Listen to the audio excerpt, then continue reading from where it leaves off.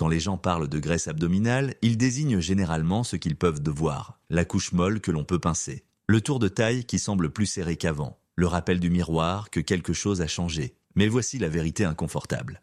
La graisse la plus dangereuse de votre corps n'est pas celle que vous voyez. Vous pouvez paraître mince et être quand même à risque. Vous pouvez avoir un ventre plat et pourtant présenter un danger métabolique. Car la vraie menace ne se situe pas sous votre peau. Elle est plus profonde, enveloppée autour de vos organes, silencieuse, invisible. Cette graisse ne se soucie pas de votre apparence. Elle se soucie des hormones, de l'inflammation et de la survie. Elle interfère avec l'insuline. Elle stresse votre foie. Elle augmente votre risque de maladie cardiaque, de diabète et de vieillissement précoce sans signes avant-coureurs évidents. Dans cette vidéo, vous apprendrez pourquoi la graisse abdominale visible n'est pas le véritable ennemi, ce que la graisse dangereuse fait au plus profond de votre corps et pourquoi comprendre cette différence change à jamais votre approche de la perte de graisse. Car en matière de santé, ce que vous ne pouvez pas voir compte bien plus que ce que vous pouvez. Pendant la majeure partie de votre vie, on vous a appris à juger la graisse par l'apparence. Si le tour de taille s'élargit, quelque chose ne va pas. Si le miroir semble bon, tout doit aller bien. Mais le corps ne mesure pas le risque par l'apparence.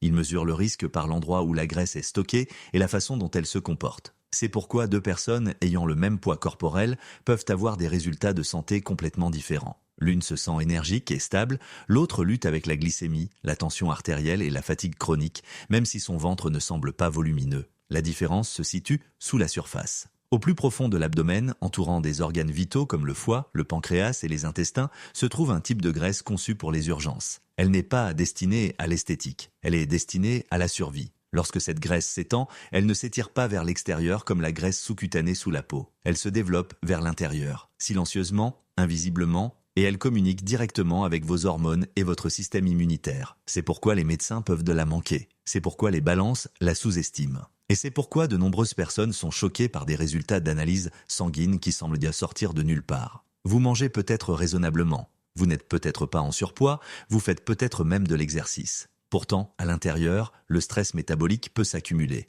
Le plus dangereux n'est pas que cette graisse existe, c'est qu'elle envoie des signaux. Elle libère des substances inflammatoires, elle interfère avec la signalisation de l'insuline, elle pousse le foie vers le stockage des graisses et la résistance. Et parce que vous ne pouvez pas la voir, vous ne ressentirez peut-être jamais l'urgence avant l'apparition des symptômes. Dans cette vidéo, le but n'est pas de vous effrayer, c'est de changer votre perspective. La perte de graisse ne consiste pas à courir après un tour de taille plus petit. Il s'agit de réduire le type de graisse qui sape silencieusement votre santé de l'intérieur. Pour ce faire, vous devez d'abord comprendre ce qui rend cette graisse différente, pourquoi elle se comporte ainsi et pourquoi de nombreuses approches traditionnelles de perte de poids échouent à la cibler. Ensuite, vous verrez ce que la graisse viscérale fait réellement à l'intérieur du corps et pourquoi elle réagit différemment de la graisse que vous pouvez toucher. La graisse sous votre peau et la graisse profonde à l'intérieur de votre abdomen ne sont pas le même tissu avec une adresse différente.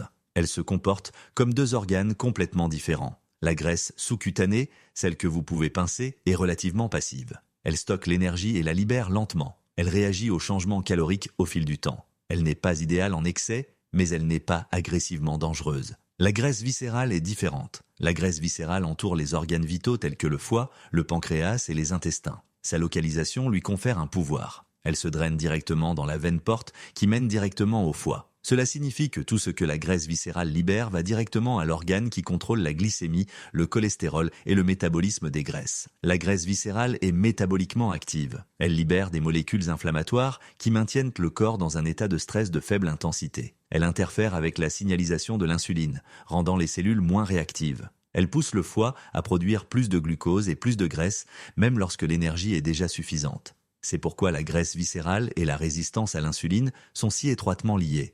À mesure que l'insuline augmente plus fréquemment, la graisse viscérale augmente. À mesure que la graisse viscérale augmente, la résistance à l'insuline s'aggrave. Cette boucle de rétroaction est silencieuse, mais puissante. Une autre différence essentielle est la façon dont la graisse viscérale réagit aux hormones de stress. Le cortisol, la principale hormone de stress, indique à la graisse viscérale de s'accrocher. En termes évolutionnaires, cela a du sens.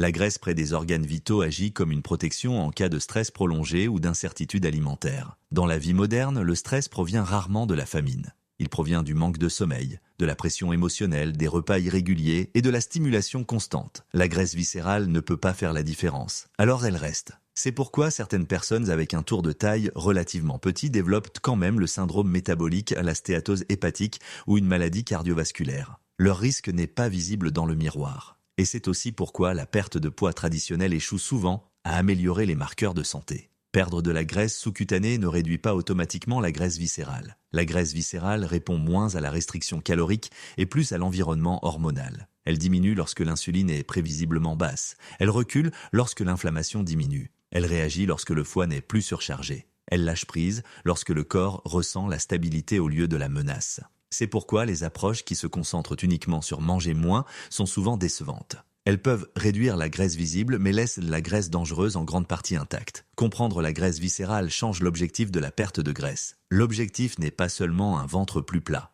L'objectif est un foie plus tranquille, une insuline plus calme et une signalisation inflammatoire réduite. Une fois ces conditions remplies, la graisse viscérale ne disparaît pas de manière spectaculaire. Elle se retire discrètement. Ensuite, vous devez comprendre ce qui cible réellement la graisse viscérale efficacement et quelle stratégie courante la manque complètement. Réduire la graisse viscérale ne consiste pas à forcer la perte de poids. Il s'agit de changer l'environnement interne qui indique à cette graisse si elle est nécessaire ou non. Voici ce qui fonctionne réellement. Créer des périodes prévisibles de faible insuline. La graisse viscérale réagit mieux à la régularité, pas aux extrêmes. De longues périodes d'insuline stable et basse indiquent au corps que l'énergie est disponible et que le stockage n'est plus nécessaire. Cela se produit souvent la nuit lorsque le dîner est plus tôt ou plus léger, et que les grignotages s'arrêtent. Le but n'est pas de mourir de faim. Le but est de donner à l'insuline le temps de se stabiliser véritablement. Protégez et soutenez le foie.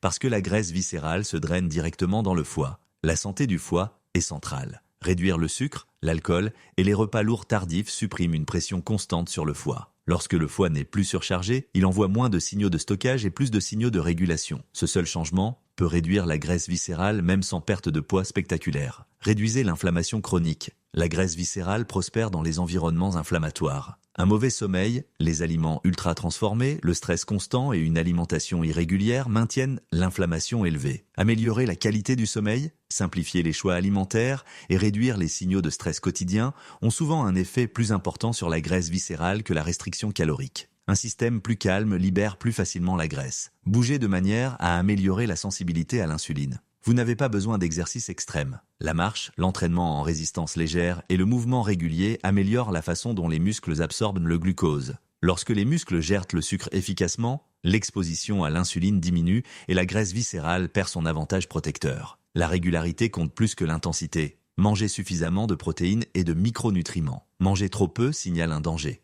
Un apport suffisant en protéines soutient les muscles, stabilise la glycémie et diminue les hormones de stress. Les aliments riches en micronutriments aident à réguler l'inflammation et le métabolisme énergétique. La graisse viscérale recule lorsque le corps se sent nourri, pas privé. Ces stratégies ne produisent pas de changements visuels spectaculaires en quelques jours. Elles changent de direction. Une fois que les signaux internes passent de la défense à la stabilité, la graisse viscérale n'a plus besoin de rester. La graisse viscérale ne disparaît pas rapidement. Parce qu'elle est protectrice, le corps la libère avec prudence. Les améliorations internes commencent souvent en quelques semaines, mais les changements visibles peuvent prendre plus de temps. Si vous souffrez de maladies métaboliques, de diabète ou de maladies inflammatoires chroniques, les progrès peuvent être plus lents et doivent être surveillés médicalement. Évitez les régimes extrêmes. Une restriction calorique sévère augmente les hormones de stress et peut en fait augmenter la rétention de graisse viscérale. Si une approche semble épuisante ou agressive, elle agit probablement contre la graisse viscérale et non pour elle. La graisse abdominale visible retient toute l'attention. Mais la graisse qui compte le plus agit en silence. La graisse viscérale ne répond pas à la honte, à la pression ou aux extrêmes. Elle répond aux signaux calmes de sécurité et de stabilité. Lorsque l'insuline se calme, que le foie se rétablit et que l'inflammation diminue, cette graisse dangereuse recule lentement, sans drame. La santé n'est pas définie par l'apparence plate de votre ventre. Elle est définie par ce qui se passe en dessous. Si cette vidéo vous a aidé à voir la perte de graisse différemment, partagez vos réflexions dans les commentaires. Avez-vous été surpris par le rôle de la graisse viscérale ? Abonnez-vous pour des explications basées sur la science, sans peur ni battage médiatique. Et dans la prochaine vidéo, vous apprendrez pourquoi manger moins ne signifie pas toujours devenir plus sain. Ce que vous ne pouvez pas voir est souvent ce qui compte le plus.